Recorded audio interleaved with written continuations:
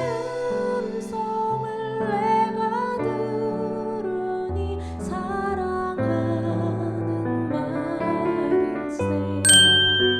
바로와 그의 모든 신하가 이 일을 좋게 여긴지라. 바로가 그의 신하들에게 이르되 이와 같이 하나님의 영에 감동된 사람을 우리가 어찌 찾을 수 있으리요 하고 요셉에게 이르되 하나님이 이 모든 것을 내게 보이셨으니 너와 같이 명철하고 지혜 있는 자가 없도다. 너는 내 집을 다스리라. 내 백성이 다 내 명령에 복종하리니 내가 너보다 높은 것은 내 왕좌뿐이니라. 바로가 또 요셉에게 이르되 내가 너를 애굽 온 땅의 총리가 되게 하노라 하고 자기의 인장반지를 빼어 요셉의 손에 끼우고 그에게 세마포 옷을 입히고 금사슬을 목에 걸고 자기에게 있는 버금수레에 그를 태우매 무리가 그의 앞에서 소리 지르기를 엎드리라 하더라. 바로가 그에게 애굽 전국을 총리로 다스리게 하였더라. 바로가 요셉에게 이르되 나는 바로라. 애굽 온 땅에서 내 허락이 없이는 수족을 놀릴 자가 없으리라 하고 그가 요셉의 이름을 사브낫 바네아라 하고 또 온의 제사장 보디베라의 딸 아스낫을 그에게 주어 아내로 삼게 하니라. 요셉이 나가 애굽 온 땅을 순찰하니라. 요셉이 애굽 왕 바로 앞에 설 때에 30세라. 그가 바로 앞을 떠나 애굽 온 땅을 순찰하니 7해 풍년의 토지 소출이 심히 많은지라. 요셉이 애굽 땅에 있는 그 7년 곡물을 거두어 각 성에 저장하되 각 성읍 주위의 밭의 곡물을 그 성읍 중에 쌓아두매 쌓아둔 곡식이 바다 모래같이 심히 많아 세기를 그쳤으니 그 수가 한이 없음이었더라. 흉년이 들기 전에 요셉에게 두 아들이 나되 곧 온의 제사장 보디베라의 딸 아스낫이 그에게서 낳은지라.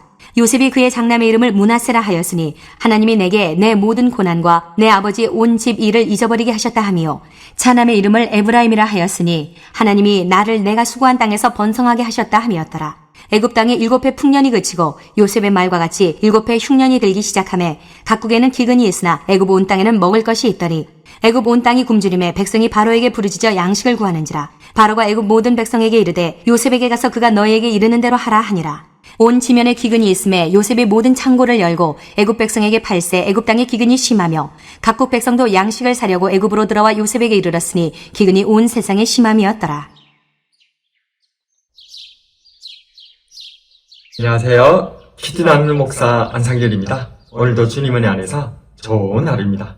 오늘은 창세기 41장 37절에서 57절 말씀을 통해서 므낫세와 에브라임이라는 제목으로 은혜를 나누겠습니다. 하나님께서 주신 꿈을 하나님께서 주신 지혜로 풀어낼 뿐만 아니라 심지어 그 대책까지도 바로 앞에서 훌륭히 설명이 낸 요셉. 바로와 그 모든 신하도 요셉의 지혜에 감탄하게 되었습니다.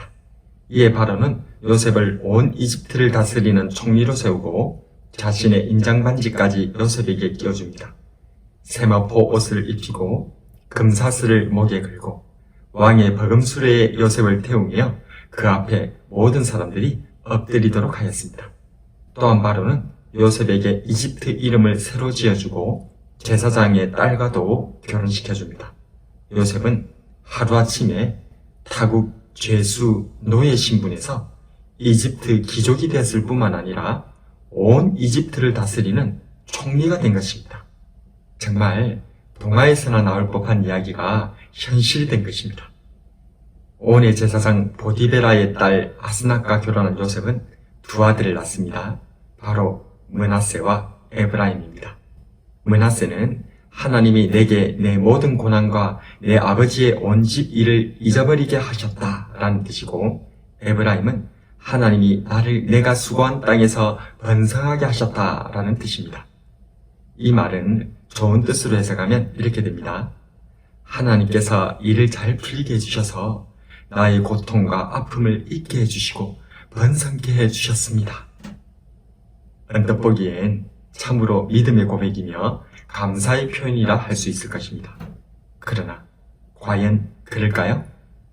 요셉이 이름 지은 두 아들의 이름 므낫세와 에브라임을 요셉의 꿈, 요셉의 사명에 비추어 보면 전혀 다른 뜻이 됩니다.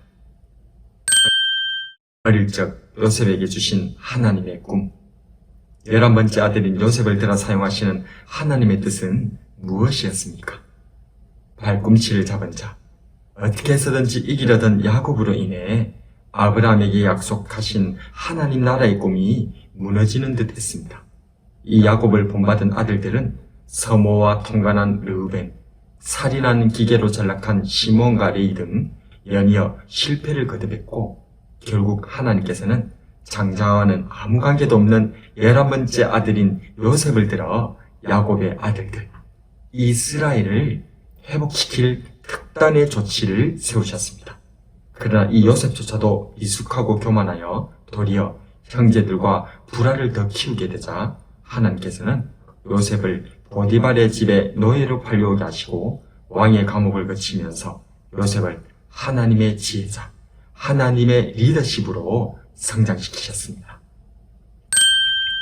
그런데 이제 요셉이 완전히 이집트인이 되어 이집트인의 이름과 이집트의 제사장의 딸과 결혼하고는 두 아들을 낳고 이름을 짓습니다.